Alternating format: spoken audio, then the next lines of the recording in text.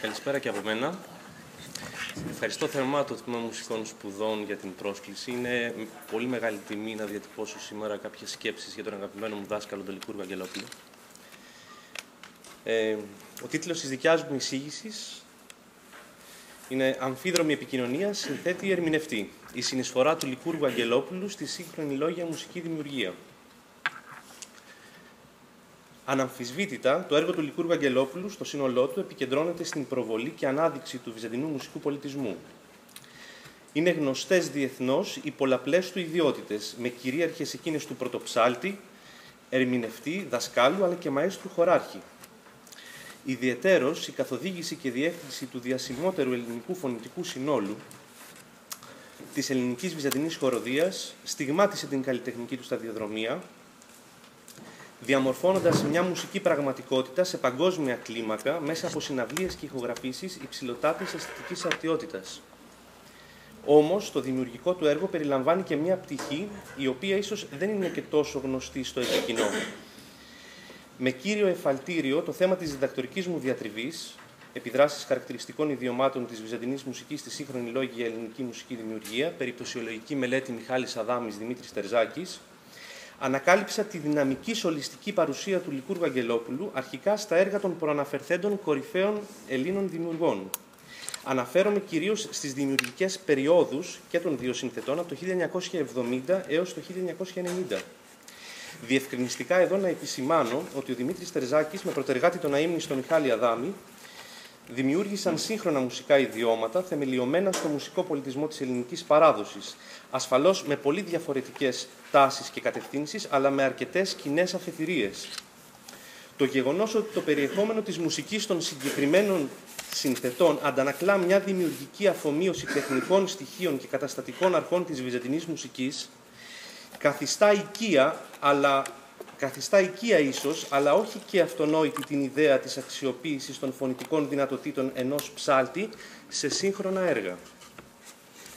Η αδυναμία υλοποίησης ενός τέτοιου εγχειρήματος από την πλευρά του συνθέτη εντοπίζονταν στην έβρεση και επιλογή ενός ψάλτη σολίστ, ο οποίος θα ήταν απαλλαγμένος από προκαταλήψεις και ιδεολειψίες, αφενός εξαιτίας της ηχητικής που το έργο προτείνει, αφετέρου, λόγω του ότι η καλλιτεχνική του παρουσία θα διαδραματίζονταν σε περιβάλλοντα έξω από το συνηθισμένο πεδίο δράσης του, ουσιαστικά εκτός εκκλησιαστικού λατρευτικού χώρου. Αλλά η δυσκολία επικοινωνίας δεν εντοπίζεται μόνο στο συνειδησιακό και ιδεολογικό επίπεδο. Προκύπτουν ζητήματα τεχνικής φύσεως, μιας και οι δύο συνθέτες στους οποίους αναφέρομαι δεν αξιοποιούν στα έργα τους μόνον αυτούσιο, άρα και κάπως προσιτό για τον ψαλτικό χώρο βυζαντινό υλικό.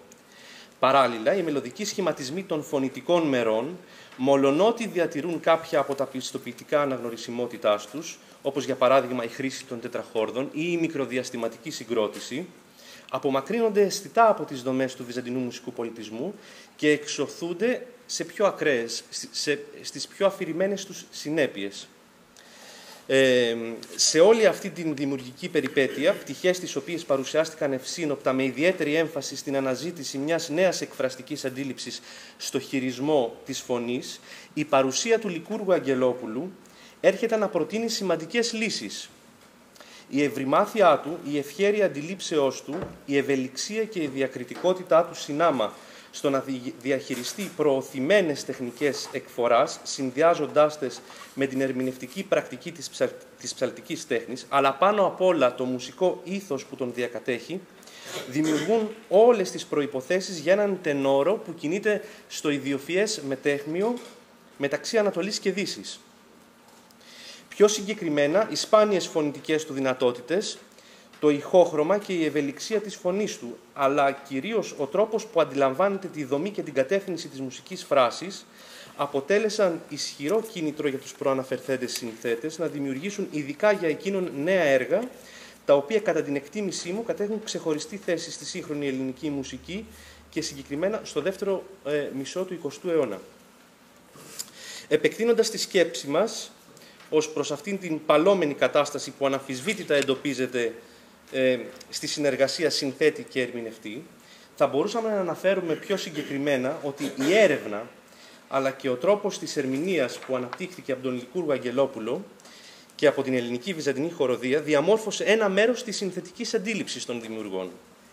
Περισσότερο αναφέρομαι στον τρόπο που διαρθρώνονται οι μελωδικές κατασκευές στα έργα τους και πιο ειδικά στη λογική καταγραφή της βυζαντινής παρασημαντικής στο δυτικό πεντάγραμμο. Ενδεικτικά, θα ήθελα να αναφερθώ στο δοξαστικό ιδιόμελο της Λυτής των Χριστουγέννων Μάγη Περσών Βασιλής, γραμμένο από τον Μιχάλη Αδάμη για τετράφωνη μεικτή χοροδία, αλλά και στο κοινωνικό ενίτε των Κύριων σε ήχο πλάγιο του πρώτου, του Ιωάννη Κουκουζέλη, σε μεταγραφή του Δημήτρη Τερζάκη από την εξήγηση του Χουρμουζίου. Ο τρόπος με τον οποίο παρουσιάζεται το βυζαντινό μέλος, με άλλα λόγια, ο τρόπος που διαστέλλεται και συστέλλεται η μελωδική επιφάνεια, αντανακλά μία ηχητική, η οποία συμπορεύεται με το αισθητικό πλαίσιο ερμηνείας των χαρακτήρων ποιότητας και έκφρασης που υιοθετεί ο Αγγελόπουλος και η χοροδία του. Αξίζει να διευκρινιστεί ότι τα δύο προαναφερθέντα έργα χαρακτηρίζονται από μια διαφορετική τάση. Στην πρώτη περίπτωση εξερευνάται μια πολυφωνική εκδοχή του ιδιόμελου, ενώ στη δεύτερη περίπτωση η επιλογή των σημαδιών αντικατοπτρίζει αφενός την αισθητική του συνθέτη για τη μικροδομική αυτή παράμετρο, αφετέρου διαμορφώνει ένα πολύ συγκεκριμένο ηχητικό τοπίο, σύμφωνα με την κρίση του, είναι προσεγγίσιμο ερμηνευτικά από έναν δυτικοευρωπαίο τραγουδιστή. Βλέπετε στο Μάγη Περσών Βασιλής, στη δεύτερη διαφάνεια εδώ πέρα, βλέπετε ότι κάνω μια αντιπαραβολή με τα βυζαντινά, πώς συστέλλεται και πώς διαστέλλεται η μελωδική επιφάνεια, αυτό που προανέφερα. Δηλαδή, με άλλα λόγια, με ποιον τρόπο καταγράφει ο Μιχάλης Αδάμης στις διάφορες φωνές, στην ενορχήστρωση φωνών που κάνει, έτσι, με ποιον τρόπο καταγράφεται η βυζαντινή μελωδία. Και βλέπετε, καταγράφεται η ενέργεια της βαρίας, η ενέργεια ενδεχομένως του πιάσματος, έτσι, της οξείας κτλ. Αντίστοιχα, ο Δημήτρης Τερζάκης στο ενίτε του Κουκουζέλη μου είπε ότι πριν ασχοληθεί με το συγκεκριμένο μάθημα, πριν κάνει δηλαδή τη συγκεκριμένη καταγραφή, άκουσε την ερμηνεία από την ελληνική βυζαντινή χοροδία και στη συνέχεια, σε συνεργασία με τον Λικούργο Αγγελόπουλο, αποφάσισε για το πώς θα δομήσει την μελωδική επιφάνεια, δηλαδή τι θα καταγράψει ο ίδιος, έτσι. Και δημιουργώ πάλι μια αντιπαραβολή με το χειρόγραφο του Κουκουζέλη που το χρησιμοποιεί η ελληνική βυζαντινή χοροδία και διαπιστώνουμε την ενέργεια του αντικενώματος εδώ, έτσι, στο πρώτο σύστημα ενδεικτικά, την ενέργεια του τρομικού, την ενέργεια της βαρίας κτλ.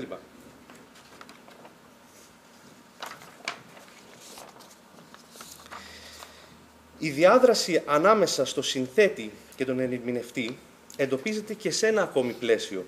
Από την αρχή της ίδρυσής της, η ελληνική βυζαντινή χοροδία το 1977 σηματοδότησε μια νέα αντίληψη στη διάρθρωση των συναυλιακών παραστάσεων στην Ελλάδα και στο εξωτερικό, στα οποία προβάλλεται η συνύπαρξη ρεπερτορίου βυζαντινής μουσικής και σύγχρονης μουσικής δημιουργίας. Η ιδέα ξεκίνησε από τον Μιχάλη Αδάμη, αλλά σημαντικό μέρος σε αυτή τη δημιουργική προσπάθεια διαδραμάτισε ο Λικούργος Αγγελόπουλος και το φωνητικό του σύνολο, που ενστερνίστηκαν και προώθησαν περαιτέρω αυτή τη σύμπλευση βυζαντινού και σύγχρονου μουσικού κόσμου. Η συγκεκριμένη αισθητική πρόταση διευρύνει τους ηχητικούς ορίζοντες του ακροατηρίου, προβάλλοντας τον βυζαντινό μουσικό πολιτισμό παράλληλα με μια σύγχρονη συνθετική γραμμή που αφομοιώνει και αναδεικνύει το παραδοσιακό υλικό. Ταυτόχρονα συμβάλλει στη διαμόρφωση μιας καλλιτεχνικής σύζευξης, η οποία αξιώνει, ανεξάρτητα από το μουσικό ιδίωμα, μια βαθύτερη ανίχνευση των μορφοποιητικών και ενοποιητικών αρχών, αναδεικνύοντας εν τέλει το ήθος που διαποτίζει μια συνειδητή δημιουργική αναζήτηση. Βλέπετε εδώ πέρα χαρακτηριστικά το πρόγραμμα από την δεύτερη συναυλία της ελληνικής βυζαντινής χοροδίας, όπου μέσα σε ένα αμιγώς, ας το πούμε, πρόγραμμα βυζαντινής μουσικής, παρισφρέει το έργο του Δημήτρη Τερζάκη, «Η Νόμη». Έτσι. Και παρατηρούμε δηλαδή ότι ουσιαστικά από την αρχή των εμφανίσεών της η ελληνική βυζαντινή χοροδία υιοθετεί κατά κάποιον τρόπο αυτή την πρωτοποριακή αντίληψη, έτσι, ως προς την συνύπαρξη βυζαντινής και σύγχρονης μουσικής. Ενδεικτικά θα ήθελα να αναφέρω κάποια έργα του Αδάμη, και του Τερζάκη, στα οποία ο Λικούργος Αγγελόπουλος έλαβε μέρος ως σολίστ. Σε σχέση με τον Μιχάλη Αδάμη, δεν θα τα αναφέρω όλα, είναι αρκετά, θα αναφέρω ενδεικτικά κάποια. Το πρώτο έργο, το οποίο ουσιαστικά σηματοδοτεί και την γνωριμία του με τον Μιχάλη Αδάμη, είναι το «Μυρολόι για δύο ψάλτες, δύο Ισοκράτες, κρουστά και μαγνητοτενία», έργο το οποίο γράφτηκε στη μνήμη του Γιάννη Χρήστου. Το «Κράτημα» για ψάλτη, όμποε, τούμπα και μαγνητοτενία, έργο του 1971. Έργο πάλι του 1971, το «Τετέλεστε», η πρώτη γραφή για ψάλτη, μεικτή χοροδία, καμπανάκια και μαγνητοτενία. Το «Φωτόνυμον» για ψάλτη, λειτουργικές καμπάνες, τάλαντα, σήμαντρα, 12 γυναικείες φωνές και 8 ανδρικές, έργο του 1973. Και το «Ροδανόν» για ψάλτη, ανδρική χοροδία, φλάουτο, όμποε, κλαρινέτο, τούμπα και κουαρτέτο εγχόρδων, έργο του 1983. Είναι μέσα σε αυτή την περίοδο που σας ανέφερα, από το 1970 ουσιαστικά, έτσι, μέχρι και το 1990. Υπάρχουν και άλλα έργα, η «Θεοπτία», τα «Βυζαντινά πάθη», στα οποία ο Λικούργος Αγγελόπουλος λαμβάνει μέρος ως σολίστ. Θα ήθελα, σας παρακαλώ πολύ, να ακούγαμε το πρώτο track, το πρώτο ηχητικό παράδειγμα, ένα μικρό απόσπασμα από το έργο «Κράτημα», έτσι, για ψάλτη, όμπε, τούμπα και μαγνητοτενία.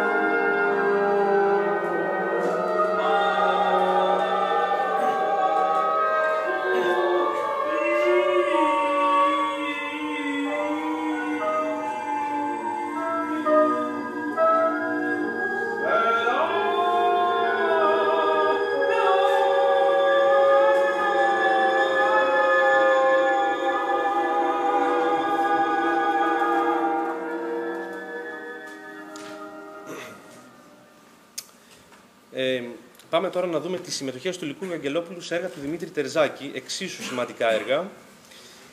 Ενδεικτικά θα αναφερθώ στους νόμους για ψάλτη, τενόρο, ουσιαστικά κλαρινέτο, βιολοντσέλο, σαντούρι και κρουστά, έργο του 1974 και μια αναθεωρημένη εκδοχή του έργου που έχει δισκογραφηθεί κιόλας. Η λειτουργία προφάνα, η κοσμική λειτουργία για ψάλτη, μεικτή χοροδία, δύο βιολοντσέλα, σαντούρι και κρουστά. Και τέλος τα πάθη για ψάλτη, βαρύτονο, δύο μεικτές χοροδίες και ενόργανο σύνολο. Θα ήθελα να ακούσουμε, σας παρακαλώ πολύ, άλλο ένα παράδειγμα από ένα έργο του Δημήτρη Τερζάκη, το δεύτερο τράκ, σας παρακαλώ, ένα απόσπασμα από την λειτουργία προφάνα.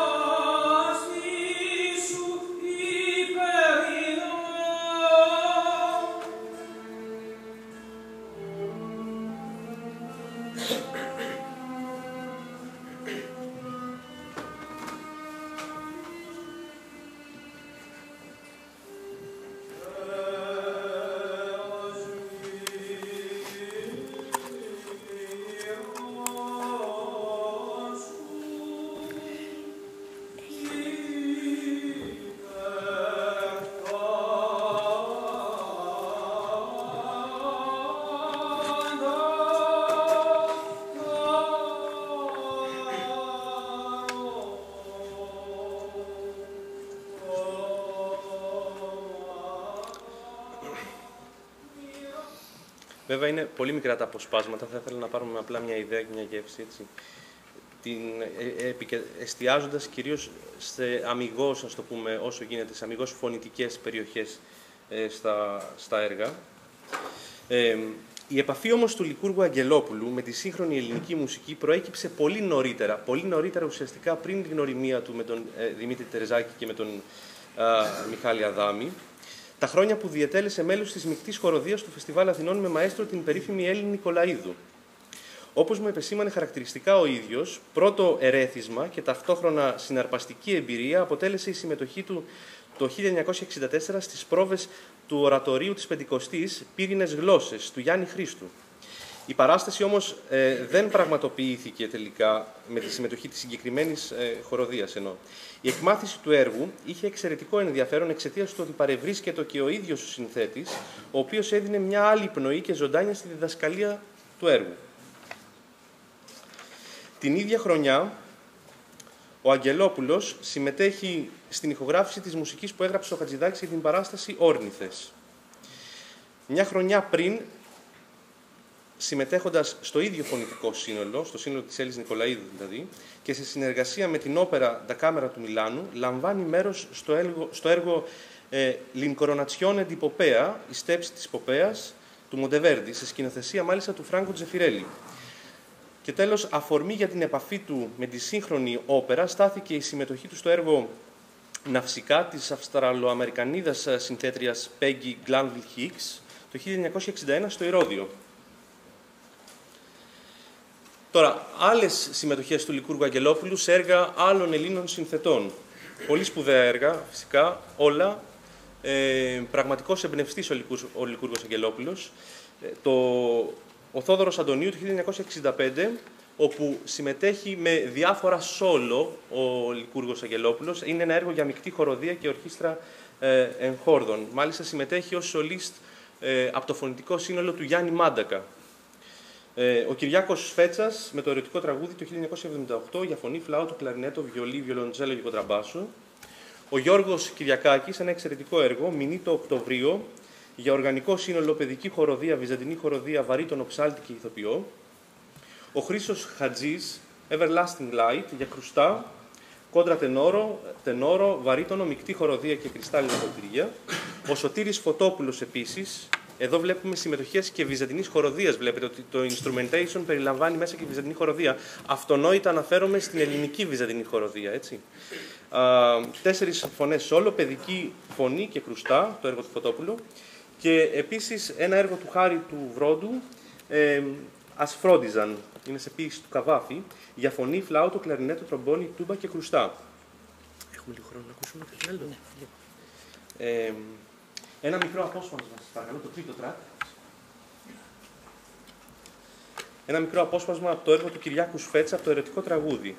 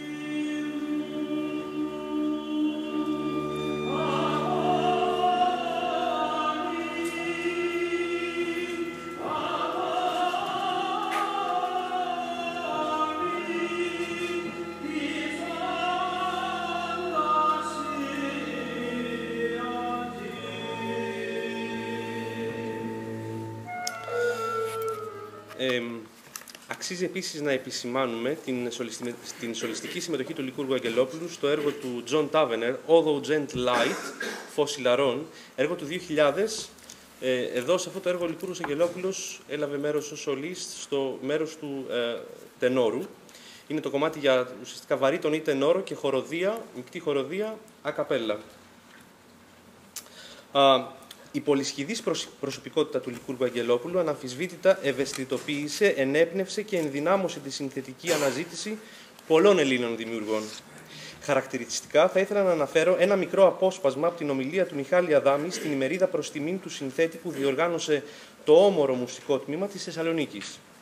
Ο Αδάμης, κάνοντας ειδική μνήα για την συνεργασία του με τον Αγγελόπουλο, αναφέρει: «Το έργο μου «Μυρολόι» αποτέλεσε την αφορμή να συνεργαστούμε με τον Λικούργο. Αυτή η συνεργασία ήταν πολύ ουσιαστική, γιατί τα έργα φωτώνυμων, κράτημα, τετέλεστε, δηλαδή έργα μεγάλα και σημαντικά στην προσωπική μου δημιουργική πορεία, γραφτήκανε γιατί υπήρχε ο Λικούργος Αγγελόπουλος. Χωράρχης, πρωτοψάλτης, εμβριθής μουσικολόγος και μελετητής της βυζαντινής εκκλησιαστικής μουσικής, δίνοντας ταυτόχρονα δυναμικό παρόν ως ερμηνευτής σε έργα παλαιάς και σύγχρονης μουσικής δημιουργίας, ο Λικούργος Αγγελόπουλος διευρύνει διαρκώς τους ηχητικούς ορίζοντες της μουσικής του παρουσίας. Με πλήρη επίγνωση των αισθητικών αντιλήψεων, της τάσης και της φιλοσοφικής θεώρησης του βυζαντινού μουσικού πολιτισμού, ανοίγει νέους δρόμους στην ψαλτική τέχνη, ενώ μέσω της διαρκούς εντρύφησης στις πηγές της γραπτής και προφορικής παράδοσης και σε συνδυασμό με τη δυναμική της σύγχρονης μουσικής εμπειρίας, επιτυχάνει να ισορροπεί αβίαστα και σταθερά στο ιδιοφυές μετέχμιο Ανατολής και Δύσης που υπήρξε στο Βυζάντιο.